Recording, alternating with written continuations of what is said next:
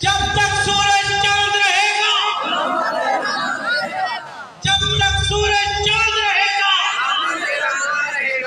نحمدہ و نصلی علی رسولہ الکریم۔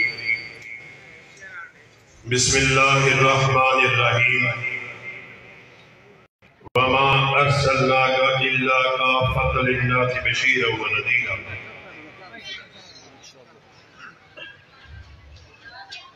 حضرات گرامی قدر، میرے لیے نہایت سعادت کی بات ہے کہ مجھ ایسے چیز کو آج یہاں مرکز دارالتوحید ڈیرہ غازی خان میں اپنے خیالات کا موقع ملا، اور جس طرح آپ لوگوں نے میرے آنے پر محبت کا، جوش کا اظہار کیا ہے، میرے لیے نہایت ہی سعادت کی بات ہے۔ اور میرے ایک بھائی نے اسٹیج سے نعرے کو لگایا، جب تک سورج چاند رہے گا۔ آپ نے بڑی محبت سے جواب دیا، علامہ تیرا نام رہے گا۔ اور میرے دل میں یہ خیال آیا کہ آج 34 برس بیت جانے کے بعد علامہ شہید کی محبت، حبیب الرحمن یزدانی کی محبت آج بھی ہمارے دلوں میں اسی طرح زندہ ہے۔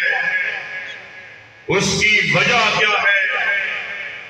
وجہ یہ ہے کہ ہمارے اسلاف نے اپنی زندگیوں کو اپنی بڑائی کے لیے، اپنی عظمت کے لیے، اپنی منقبت کے لیے، اپنی تعریف کے لیے وقف نہیں کیا، بلکہ ساری زندگی قال اللہ کے نعرے کو لگاتے رہے، قال رسول کے نعرے کو لگاتے رہے۔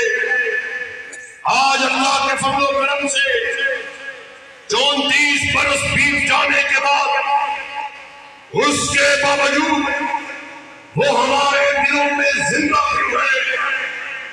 مجھے یہ بات سمجھ میں آ گئی، وجہ یہ تھی ساری زندگی وہ کائنات کے باسیوں کو اس بات کا پیغام دیتے رہے، لوگوں سن لو، ہم کائنات کے باسیوں کو اپنے بڑے کی بڑائی کی طرف نہیں بلاتے، کسی چودھری کی چودراہٹ کی طرف نہیں بلاتے، کسی جاگیردار کی جاگیر کی طرف نہیں بلاتے، ہم کائنات کے باسیوں کو یہ بلاتے ہیں، رب کے قرآن کی طرف بلاتے ہیں، یہ کالی کملی والے کی دربار کی طرف بلاتے ہیں۔ مسئلہ کے علی آج ہم بھی دوسرے مسالک والے بھی، دوسرے مطالب فکر بھی اس سارا رستہ حیض کو بلند کرتے ہوئے نظر آتے ہیں۔ ہمیں آقا کائنات سے بڑی محبت ہے، ہم بھی آقا سے محبت ختم کرنے والے، آقا سے عقیدت کا اظہار کرنے والے، مگر ہمارے اسلاف وہ ہیں جنہوں نے نہ صرف ان نعروں کو لگایا بلکہ عملی طور پر جامع شہادت کو نوش کر کے اس بات کا ثبوت کیا، جس حج سے کوئی مقتل میں گیا وہ شان سلامت رہتی ہے۔ یہ جان گوانی جانی ہے، جان کی کوئی بات نہیں۔ اور بقول ایک اور شاعر، جو رکے تو کوہ گراں میں ہم، جو چلے تو جہاں سے گزر گئے، رہے یار ہم نے قدم قدم تجھے یادگار بنا دیا۔ علامہ شہید جو ساری زندگی باطل نظاموں کے خلاف اعلان بغاوت کرتے رہے. مجھے علامہ شہید کے الفاظ یاد آ گئے. انہوں نے ڈنکے کی جو نسبات کا اعلان کر دیا.